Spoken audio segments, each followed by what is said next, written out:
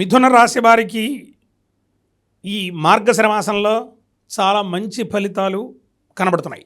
ప్రధానంగా ఈ రాశి వారికి ఆర్థికంగా చాలా బాగుండేటటువంటి పరిస్థితి కనబడుతుంది. ముఖ్యంగా వీళ్ళు ఆదాయ వనరుల విషయంలో ఏదైనా ఒక మంచి అద్భుతాన్ని సృష్టిస్తారు ఈ లోగడ మాసాల కంటే అని చెప్పవచ్చు.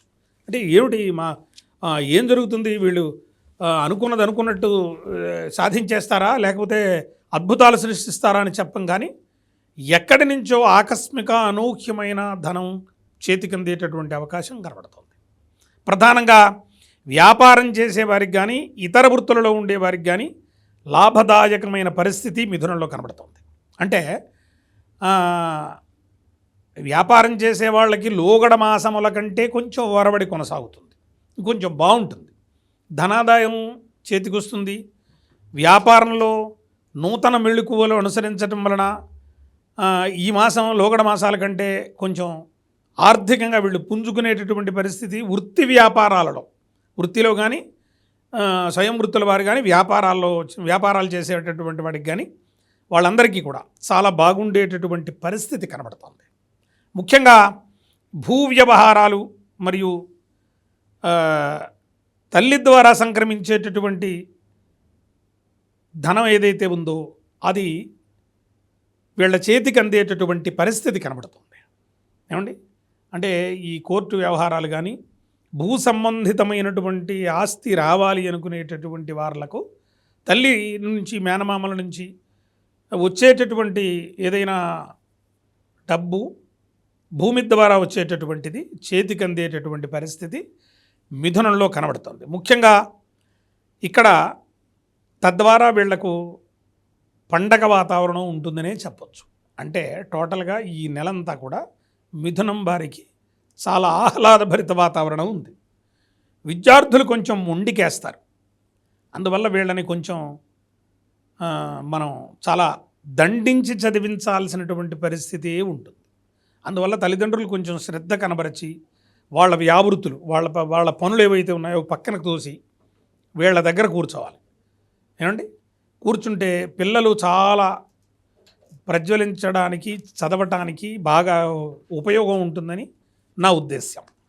ప్రధానంగా కోర్టు వ్యవహారాలు లేదా పెండింగ్ పనులు ఏదైతే చాలా కాలం నుంచి వేధిస్తున్న సమస్యలు ఉన్నాయో కోర్టు వ్యవహారాల్లో ఈ నెల అయిపోతే మనం ఇంకా వచ్చి ఈ సంవత్సరం నుంచే చాలా ప్రశాంతంగా కొత్త సంవత్సరం ఏదైనా ఉగాది నుంచి మనం అనుకుంటున్నా ఈవేళ సమాజం అంతా కూడా జనవరి నుంచి పరిగెడుతోంది.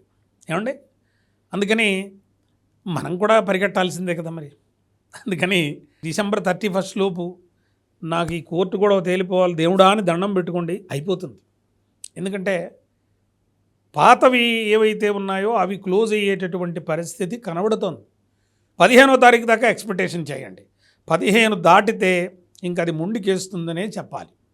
ఆ కోర్టు పెండింగ్ కేసులు ఏమున్నాయో 15 లోపు అయిపోతాయి.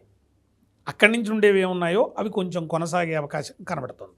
ఆరోగ్యరీత్యా డబ్బు ఖర్చు అయ్యేటువంటి అవకాశం కూడా కనబడుతుంది. ఏదైనా మీరు అకారణంగా ఏదో సైనస్ ఉందనో హెడేక్ ఉందనో ఉరికే ప్రతిదానికి జ్వరం వచ్చిందనో పెద్ద హాస్పిటల్స్కి పోకండి. ఇంట్లో ఏదైనా సంత వైద్యం ప్రకృతి వైద్యాన్ని ఆశ్రయిస్తే ఆయుర్వేదమో హోమియో లాంటివి ఉన్నాయి కదా, వీటిని ఆశ్రయించండి.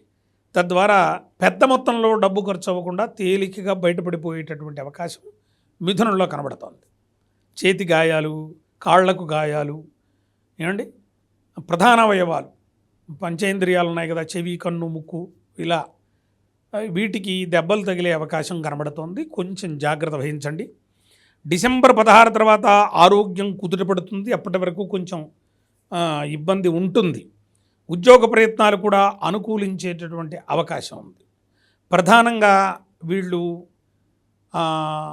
ఏదైనా బుధ సంబంధమైనటువంటిది అంటే పెసలు కానీ లేదా గురువుకి సంబంధించి శనగలు కానీ దానం చేయడము, ఏదైనా ఒక మంచి బ్రాహ్మడికి దానం చేయడము, 2 వెంకటేశ్వరాలయ దర్శనం చేయటం వలన మంచి ఫలితములను మిథున రాశి వారు ఈ మాసంలో చవి చూస్తారు.